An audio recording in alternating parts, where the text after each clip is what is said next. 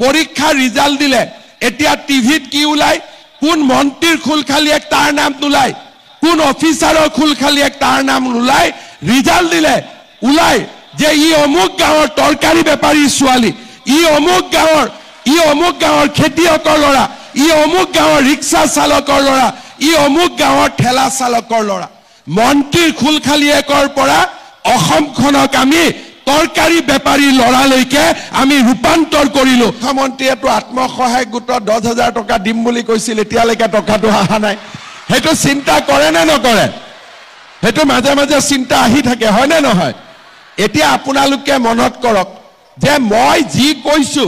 আজিলৈকে কেতিয়াবা কোনবা কথা এনে কৈছো নেকি যি কৈছো হৈছে নে নাই এতিয়া আমাৰ এই আঁচনিটোৰ নাম হল মহিলা উদ্যমিতা আঁচনি কিছুমানে কয় গছ লগাবৰ কাৰণে পইচা দিছে আমি গছ লগোৱাৰ কাৰণে পইচা দিয়া নাই এইটো ভুল ধাৰণা নলব কাৰণ গছডাল লাগিলে ডাঙৰ হলে গছডাল আপোনালোকে মোৰ ঘৰত কাটি নিদিয়ে গছডাল আপোনালোকৰ ঘৰতে থাকিব না কাটি পেলাই মোক দিব মুক্তো নিদিয়ে গতিকে এই গছডাল যদি সেগুন গছ ৰৈছে ডাঙৰ হলে তাৰ যি উপাৰ্জন হ'ব সেইটো আপোনালোকে পাব আৰু আপোনালোকক গছডাল ৰুবৰ কাৰণে মই উৎসাহ দিয়াৰ কাৰণে মোক উল্টাই আপোনালোকে পিঠা তিঠা খোৱাবহে লাগে হয়নে নহয় এতিয়া মেইন কথাটো হল যে আমি টকাটো কেতিয়া পাম এই মহিলাসকল যিসকল ইয়াৰ নিৰ্বাচিত হল তেওঁলোকৰ আমি তালিকাখন দিম তালিকাখন দিয়াৰ পিছত আপোনালোকক আমি 3 দিনৰ ট্ৰেইনিং দিম কিয় ট্ৰেইনিং দিম এই কথাটো বুজি লওক 10,000 টকাটো শেষ নহয় 10,000 টকাটো আৰম্ভণি আমাৰ উদ্দেশ্য হল যে এই 10,000 টকাটো ভাল কৰি যদি আপোনালোকে খৰচ কৰে পিছত আমি আপোনালোকক আৰু নতুন আঁচনি আৰু বেংকৰ লগত আপোনালোকক আমি সম্পৰ্ক কৰি দিম যাতে মোটামুটি 2-2.5 বছৰৰ ভিতৰত চৰকাৰৰ পৰা আপোনালোকে আৰু বেংকৰ পৰা মিলি 1 লাখ টকা কৰি আপোনালোকে পাব পাৰে কিন্তু যদি কোনোবাই 10,000 টকা পালে আৰু গিৰিয়াকে টকাটো লৈ গল তেতিয়া এইটোতো আৰু আগ নাবাঢ়িব সেই কাৰণে এটা 3 দিনৰ ট্ৰেইনিং কৰি টকাটো আমাৰ আঁচনিখন কি কেনেকৈ আগবাঢ়িব লাগিব আমি বুজাই দিম আৰু তাৰ পিছত এনেকে মিটিং পাতি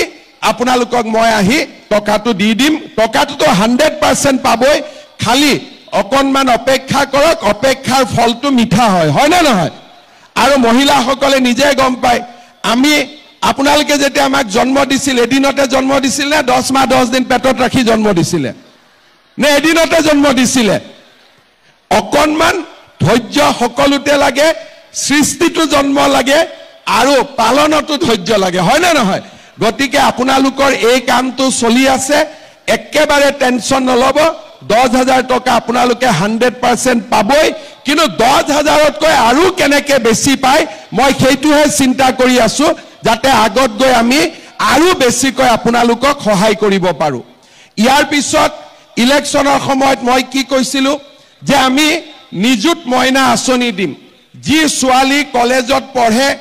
1,000 হায়াৰ সেকেন্ডাৰীত পঢ়ে 1250 টকা ডিগ্ৰীত পঢ়িলে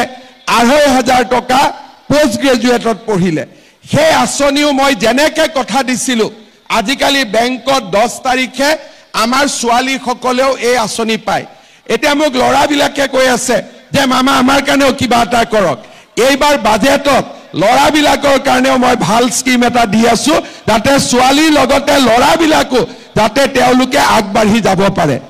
অৰ্থাৎ আমি অসমখনক সুন্দৰ কৰি আগুৱাই লৈ যাবৰ বাবে চেষ্টা কৰিছো আপোনালোকে চিন্তা কৰক আগতে কোন চৰকাৰৰ দিনত আমি অৰুণোদয় পাইছিলো কোন চৰকাৰৰ দিনত আত্মসহায়ক গোটে উৎসাহ পাইছিলে কোন চৰকাৰৰ দিনত নিযুত মইনা আঁচনি হৈছিলে কোন চৰকাৰৰ দিনত আগতে দালি আৰু চেনিও ৰেশন কাৰ্ডত দিয়াৰ কথা হৈছিলে কোন চৰকাৰৰ দিনত এনেকে মাইক্ৰ ফাইনেন্সৰ লোন ৰেহাই পাইছিলে আৰু কোন চৰকাৰৰ দিনত আপোনালোকে আজি 16 লাখ মহিলা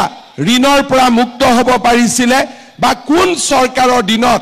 এনেকে লখিমপুৰ ধেমাজি অসমৰ আটাইতকৈ পিছপৰা অঞ্চলটোত কোন চৰকাৰৰ দিনত পোহৰ আহিলে এই গোটেই কথাবিলাক আপোনালোকে নিশ্চয় মই আৰু এটা লাষ্ট কথা আপোনালোকক ক'ব খুজিছো অসমত মই 3.5 বছৰ মুখ্যমন্ত্ৰী হলো মোৰ আগতো বহুত মুখ্যমন্ত্ৰী হৈছিল এতিয়া আপোনালোকে চাওক আগতে যেতিয়া পৰীক্ষাৰ ৰিজাল্ট দিয়ে এপিএসসি ৰিজাল্ট দিয়ে পুলিচৰ ৰিজাল্ট দিয়ে তৃতীয় চতুৰ্থ শ্ৰেণীৰ ৰিজাল্ট দিয়ে তেতিয়া টিভিত কি উলাই বাতৰি যে কোন মন্ত্ৰী লৰাই ডিএসপি হল কোন অফিচাৰৰ লৰা গৈ পেলাই মেজিস্ট্ৰেট হল কোন ডাঙৰ বিষয়াৰ খুলখালিয়েকে গৈ পেলাই প্লেনিং অফিচাৰ পালে কাৰ খুলখালিয়েকে গৈ পেলাই টেক্সৰ সুপাৰিনটেন্ডেন্ট হল কোন দ্বিতীয় হল পেপাৰ আৰু টিভিত এই লিষ্ট বিলাক আহিছিল আৰু এই লিষ্ট বিলাকৰ লগত কি লিখিছিল যে এনেকুৱা এটা চাকৰি পাবৰ কাৰণে হয় মন্ত্ৰী বিধায়কৰ খুলখালিয়েক হ'ব লাগিব নহলে মন্ত্ৰী বিধায়কৰ লৰা হ'ব লাগিব নহলে মন্ত্ৰী বিধায়কৰ আখে-পাখে থাকিব লাগিব পঢ়া শুনাৰ কোনো মূল্য নাই পঢ়া শুনা কৰিলে অসমত কোনেও চৰকাৰী চাকৰি নাপায় আৰু মানুহে এটো মানি লৈছিল মোৰ ওচৰতে আহি কয় যে দাদা কিবা এটা লাইন দিয়ক মই মেজিস্ট্ৰেট হ'ব লাগে কোনোবা আহি কব যে মই 1 কোটিলৈকে টকা ঘোষ দিম মুক চাকৰিটো জেনে তেনে কৰি দিব লাগে মানুহে ভাবিছিল টকা দিয়াটোৱে নিয়ম আৰু বিনা টকা চাকৰি কেতিয়াও সম্ভৱে হ'ব নোৱাৰে আৰু তেনেকৈ আমাৰ অসমখন 75 বছৰ চলি আছিল 2021 চনত মই মুখ্যমন্ত্ৰী দায়িত্ব লোৱাৰ পিছত কৈছিল যে এনেকে নহয় আমি পৰিবেশৰ পৰিৱৰ্তন কৰিম আজি মই 1.5 লাখ লৰা ছোৱালীক চাকৰি দিলো 1.5 লাখ লৰা ছোৱালীৰ পৰা 1 লাখ টকা কৈ যদি মই ললুহেতেন মোৰ পকেটত 1500 কোটি টকা আহিলেতেন আৰু 1 লাখ দিয়াটোত কাৰো আপত্তিয়ে নাই 10 লাখ 15 লাখ 20 লাখ 1 কোটিলৈকে দিয়ে 1 লাখ দিলেতো হাই দি দিব আজিয়ে যদি মই ইয়াত কওঁ যে আপোনালোকৰ লৰাক মই চাকৰি দিম 1 লাখ টকা মোক গধুলি ভিতৰত দিয়ক সবেইটো গধুলি ভিতৰতে লৈ আহিব 1 লাখ টকা যদি মই ললুহেতেন 1500 কোটি টকা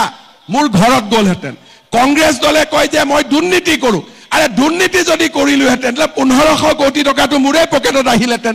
আজি আপোনালোকে চাওক পৰীক্ষাৰ ৰিজাল্ট দিলে এতিয়া টিভিত কি উলাই কোন মন্ত্ৰীৰ খুলখালিয়েক তাৰ নাম নুলাই কোন অফিচাৰৰ খুলখালিয়েক তাৰ নাম নুলাই ৰিজাল্ট দিলে উলাই যে ই অমুক গাঁৱৰ তৰকাৰী বেপাৰী ছোৱালী ই অমুক গাঁৱৰ খেতিয়কৰ লৰা ই অমুক গাঁৱৰ ৰিক্সা চালকৰ লৰা ই অমুক গাঁৱৰ ঠেলা চালকৰ লৰা মন্ত্ৰীৰ খুলখালিয়েকৰ পৰা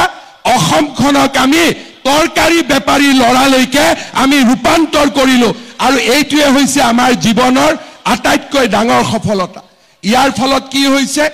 এতিয়া লৰা ছোৱালীক মাক দেউতাকে কয় যে পঢ় চাকৰি পাবি লৰা ছোৱালীয়ে স্কুলত আগতকৈ